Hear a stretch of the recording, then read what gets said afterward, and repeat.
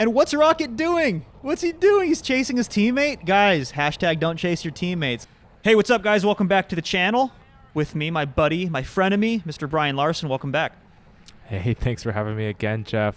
We're back down under again, and it looks like we got something a little exciting. You know, we may not be in Europe, but we have Strada Bianchi is this weekend to kick off some spring classics, and it looks like Australia is doing something similar. I know it's not their spring, but you know, their fall, I guess. I don't know how things work down there, but it looks pretty exciting. We got a good one today for sure. The Wallaroo Road Race. It's just fun to say, isn't it? It just rolls off the tongue. So very Australian. This is our buddy Barnaby. You guys remember Barnaby, the winner of the Munticrit? We've been tracking Barnaby for like a few races now, and man, is he a talent. He's won some sprints. He has big sprint numbers. And this Wallaroo race is part of an Omnium. This is a 75-kilometer road race. This is the Masters 30-plus, Baby Masters, 30-plus Cat 2 field. Barnaby's on the PACC team. That's the Port Adelaide Cycling Club.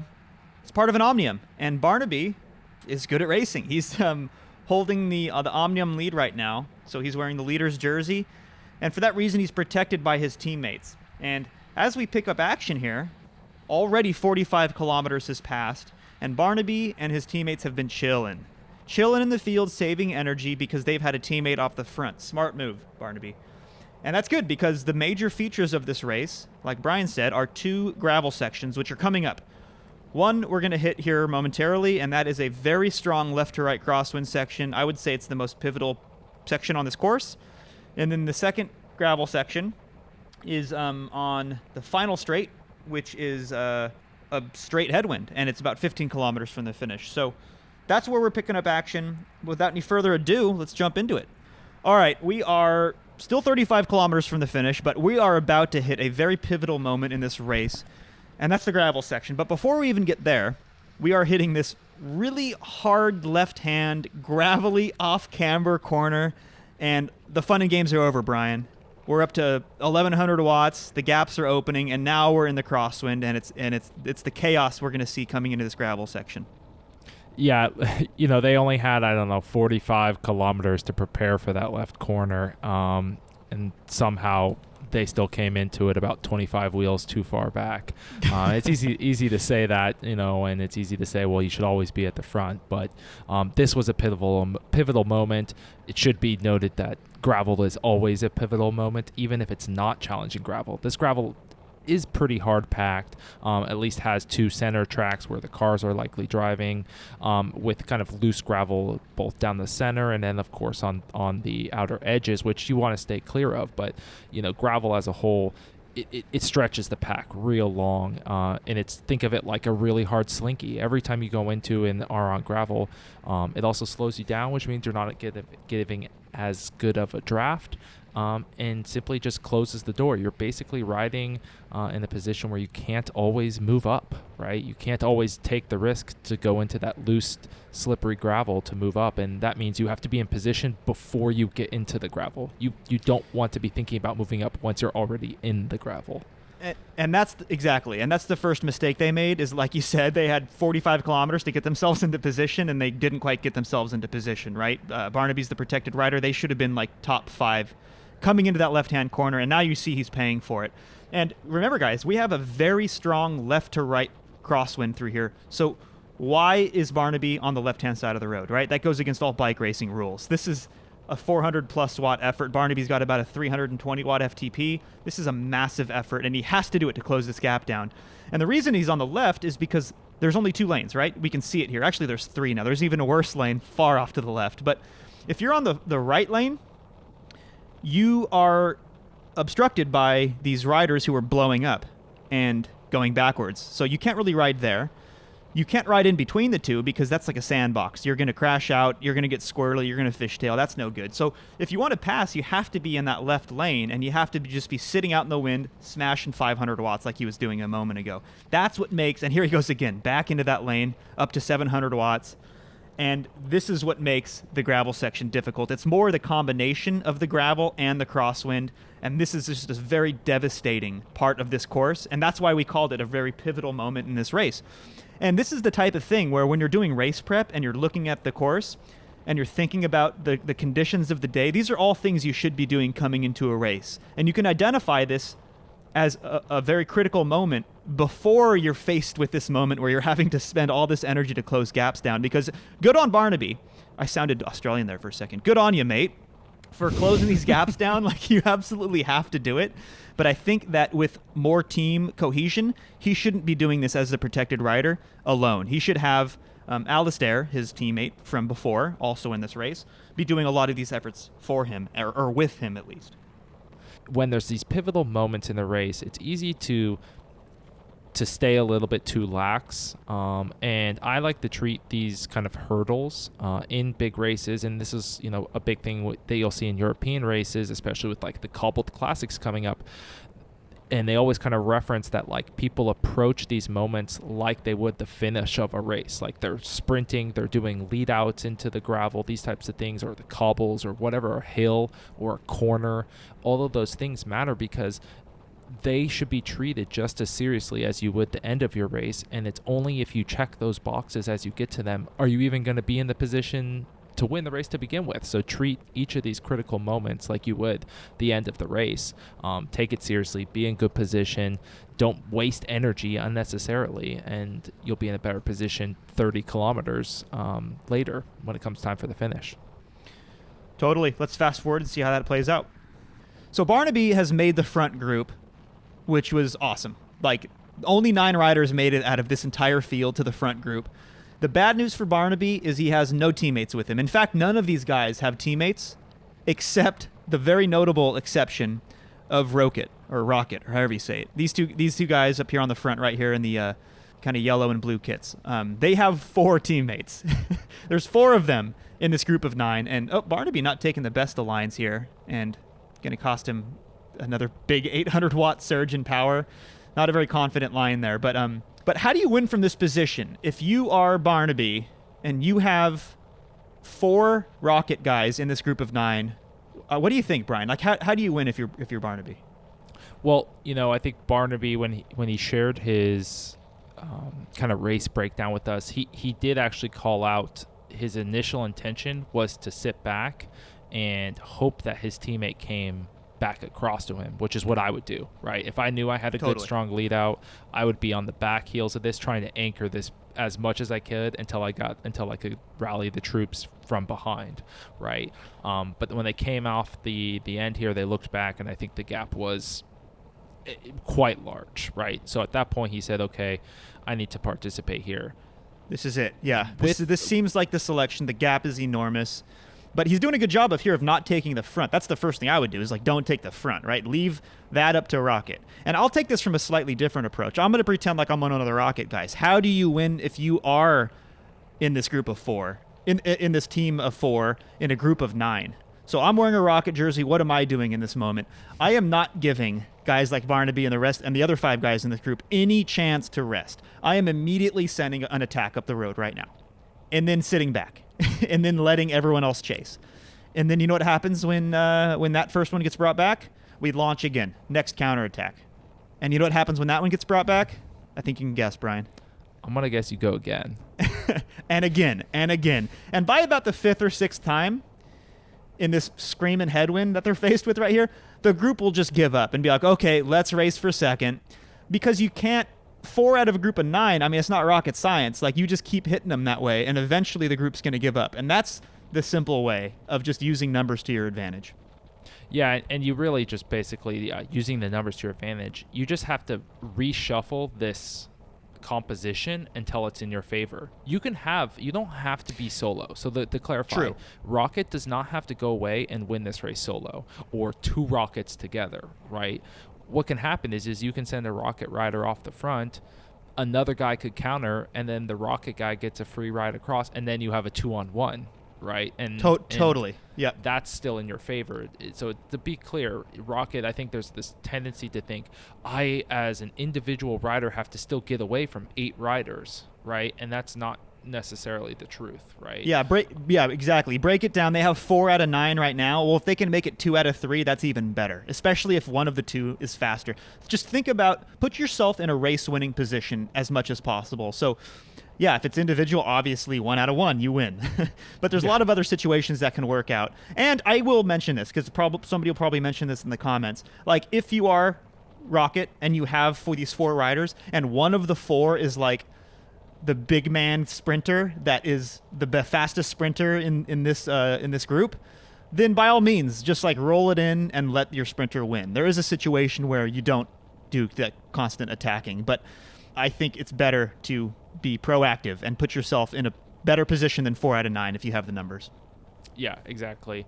And I think, the other thing that I would be thinking here is it's easy to put yourself behind like the same jersey and think you're safe, like Barnaby's done here. But the 2 riders in front of him are sharing a snack in the water and they're eating and they're relaxing. I would be like, okay, where are the other 2? Like, it's the ones you don't see that you have to be worried about, right? Totally.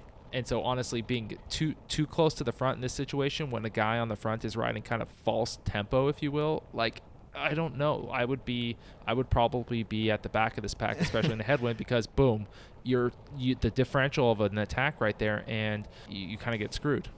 And what's Rocket doing? What's he doing? He's chasing his teammate? Guys, hashtag don't chase your teammates. Like, Rocket launched that first counter with another Norwood, I think that's Norwood cycling guy in his draft, and then he chased his teammate. And now my problem with Barnaby here is he's got himself pinched up against the edge of the road here, and he's not able to counter.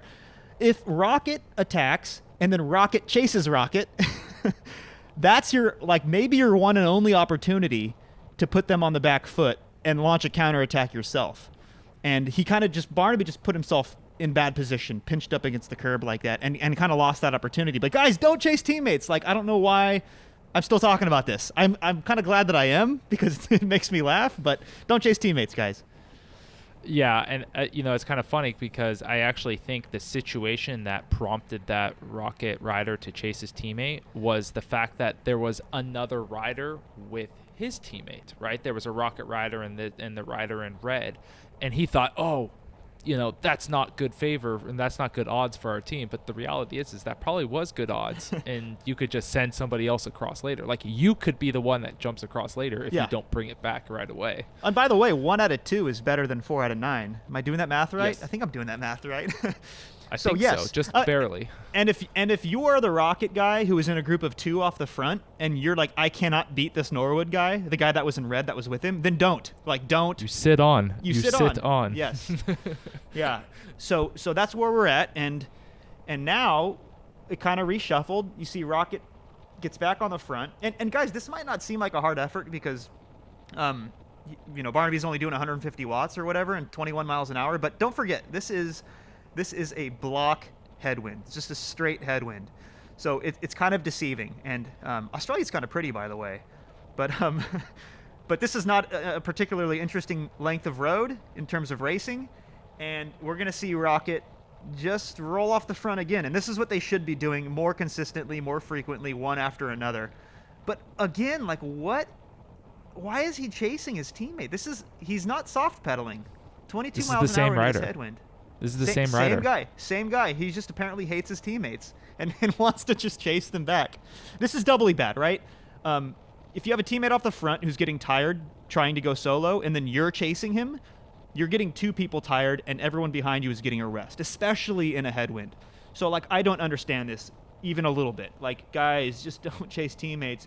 And Barnaby should be in the draft right here. I don't know. I guess he's go up to 350 watts now.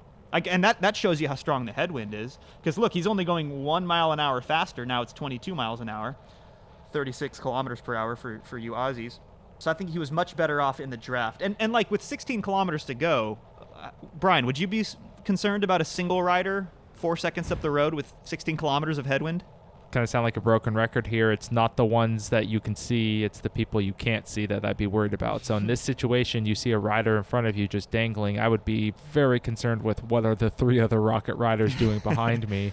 And I would not be concerned, especially with a headwind and another gravel section coming up here.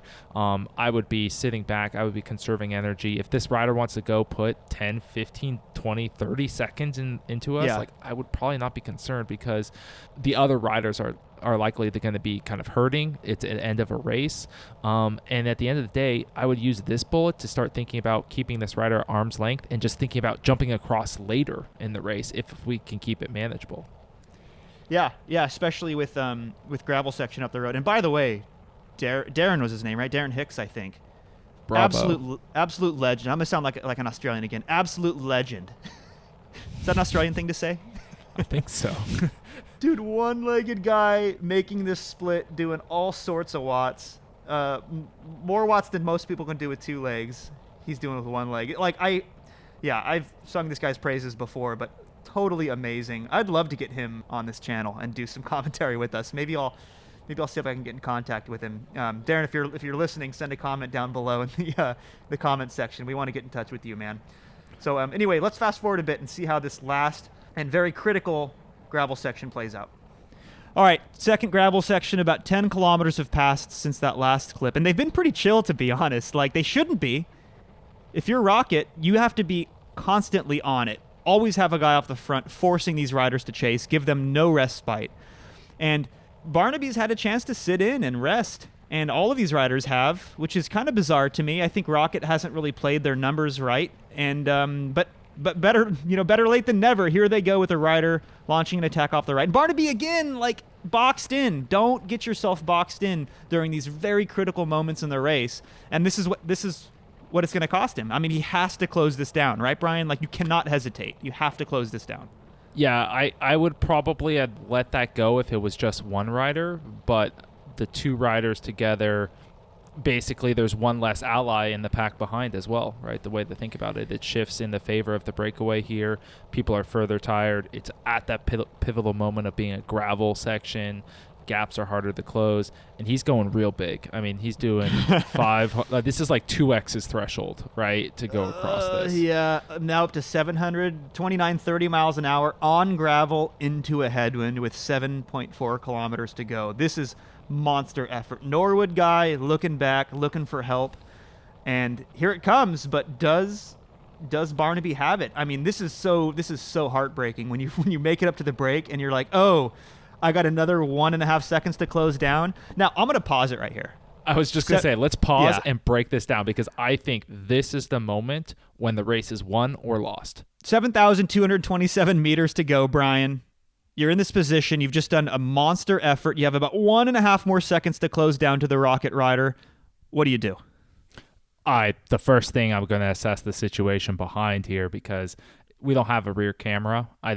So we don't really know, and it's easy to say in the moment to say, hey, well, you obviously closed those last 1.5 seconds to the Rocket rider sitting here on my office chair. Easy enough, right? But I would probably take a swivel back in my office chair, so all those listeners, look back over your left or right shoulder. Are there riders there, or do you have a gap? So if there are riders there, I would shut it down immediately, because even if you close that last 1.5 seconds. Stop riding when you say shut it down. Yes, I mean stop riding, as in maybe not pull over to the side of the road, but maybe I might drift it down to 100 watts and drift back in that pack and try to preserve as much energy as possible. If there is a gap, I go all in to close those last 1.5 seconds. This is that final hurdle of a race. Fatigue is at its highest point, and you have to close it, because that gap will just stretch like an elastic rubber band, and this is basically the moment when that rubber band snaps. Yeah, I'm totally with you there. That's my assessment right here too. And let me play that situation out. If there's a group behind you and you've just dragged them across, the problem with going all out and closing this last 1.5 seconds is you're going deep into the red. Look at 189 beats per minute already. You close it down, and then it's going to happen. Another Rocket guy who's been in your draft is just going to immediately launch another counterattack, which is going to be even more devastating. So you don't want that to happen. So if you fall back, this is what I would start thinking. You fall back and you start thinking, are the guys in that group that aren't wearing Rocket jerseys, are they going to be able or willing to help bring that single rider back? If the answer to that question is yes, start immediately rotating. Don't let that gap open up too much, guys. A little over 7 kilometers left to go. Start rotating with those other riders. If, on the other hand, you think, okay, everyone's cooked, it's up to me and me alone, you fall back into the group, you catch your breath for maybe 90 seconds, you bring your heart rate down a little bit, and then you relaunch from the back of the pack, that slingshot attack, all out, no holds barred, across to that Rocket rider. Even if you die halfway, that's your race. You have to close that down if you want to win. Yep, you got to risk losing in order to win, so you got to send it. All right, Brian, let's unpause and actually find out what happened, because it's easy to sit here and do an armchair analysis, but yeah, it looks like Barnaby is just cooked. 188 beats per minute. I don't know if there's any more coal he can shovel into that furnace, and he's just knocked back the power a bit. I think he's not willing to completely shut it down, but kudos to the Rocket guy for just powering away in this headwind. That's a super impressive effort. I think Barnaby wants to keep it a reasonable gap, but now he's kind of seeing if he can get help from others. What do you think? Yeah, I think he's ultimately pulling the chute. Whether or not it was his choice to pull the chute is not really clear here. Whether it was physiologically dictated, as in he's so far in the red and he has no other option, or if he did like we said and he opted to say, hey, I'm gonna save my bullets for later and try and go across later and play the cards that way. I would like to point out that I think Barnaby's effort across to these riders when he initially went was probably also a little too hard. It put him pretty far into the red, and maybe if he had distributed that effort just a little bit longer instead of thinking about it like a 30-second effort, treat it like a 1-minute effort. Those 1.5 seconds at when he caught the other rider there, the Norwood rider. The Norwood rider, yeah, he would have been able to just roll over the top and be right back with Rocket. I think if he had just distributed that load a little better. You don't need to do a 900 or 800 watt sprint when you're trying to close, with 8K to go to close a gap. Yeah, at least he's getting a little bit of help now from Norwood. He's knocked the power back up a little bit. He's caught his breath. I mean, 183 beats per minute is still gnarly. It's still deep in the red, but it's better than 189. And he's getting some help here from other guys. So it seems like, maybe they can bring him back. You see Rocket now is smartly injecting themselves into the chase effort here and kind of screwing things up. This guy on the front just completely shuts it down. They need to be rolling consistent turns now, and they cannot hesitate because 5.6 Ks to go. Rider off the front. Let's see if they can bring him back. All right, they are off the gravel, and that Rocket guy is posting up right now as we speak. He is the master, and now it's a race for second, starting with this searing attack by, I don't know which team this guy is from, but it's not Rocket. And for that reason, it needs to be chased down with only 420 meters left to go. Barnaby has to be up here if he wants to claim that second. And now he's in this awkward position, right? 350 meters as a sprinter, 181 beats per minute. You don't want to be in this position, so he's knocked back the power to 200, and it's just like it's so awkward when you're here. And he kind of waits and waits. Nobody comes around, so he's like, all right, I'll just wait until 180 meters to go, and now I'll step on it. Turns out, if he had a rear cam, we would see this. There was a crash that happened right behind him. 2 riders fighting for his wheel. So this is a completely uncontested sprint for second. I understand those 2 guys are okay. Some bruised egos, some road rash. But yeah, roll in for second. Uncontested sprint, although I don't think it would have made a difference because Barnaby has, even after some really hard racing, has some very impressive sprint numbers for being a guy that's new to the sport. And that's all she wrote, man. A great result by Barnaby. I'm sure he's upset after coming off the heels of a win at the Munta Crit. Again, if you missed that, you should check that video out. But second's a great result, and congrats to the Rocket team for sealing the deal. Yeah, I think props to Rocket for playing the cards as they should. I think they could have played it a little bit more aggressively, but hey, top step of the podium is a great day, and honestly for Barnaby, second is really great considering it was him against 4 ultimately. So yep. Great result, and I look forward to seeing. I don't know if this was the last one in the Omnium or if there's a few others, but if there are others, we'd love to see some of those ones as well. I miss racing. I want Yeah, to see man. more bike races. Yeah, which reminds me, if you guys have footage, send it in. I have a new uploader that makes it super easy. I'm going to put it in the description box below. And Brian, always a pleasure, man. Thanks, everyone. Catch you later.